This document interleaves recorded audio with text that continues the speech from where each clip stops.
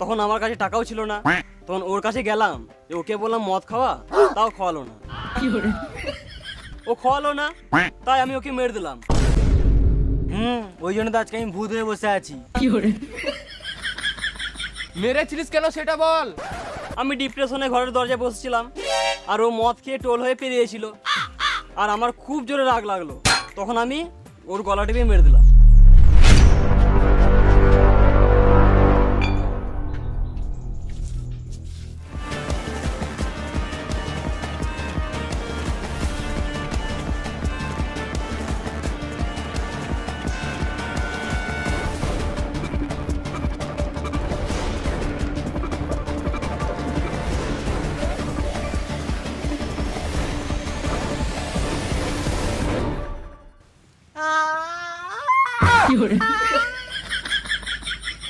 কাঁদছিস কেন ছড়া?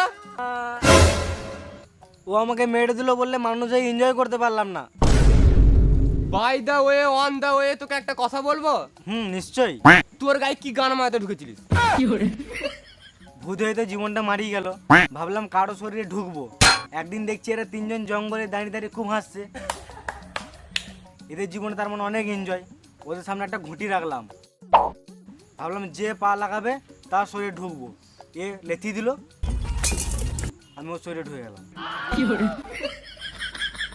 ভাবলাম মানুষের শরীরে ঢুকে এনজয় করব, কিন্তু মানুষের জীবন তো বালের জীবন।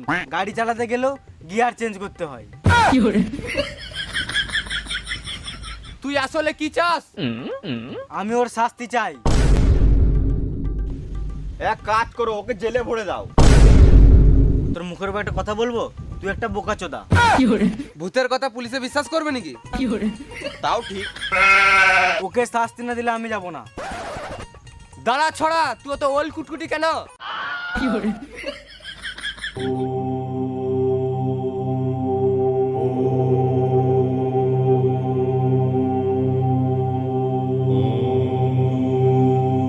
তোকে আমি অভিশাপ দিলাম, তুই মদের জন্য বন্ধুকে মেরেছিস তো তোর কোনো মদের টেস্টও পাবি না, আর তোর নেশাও লাগবে না।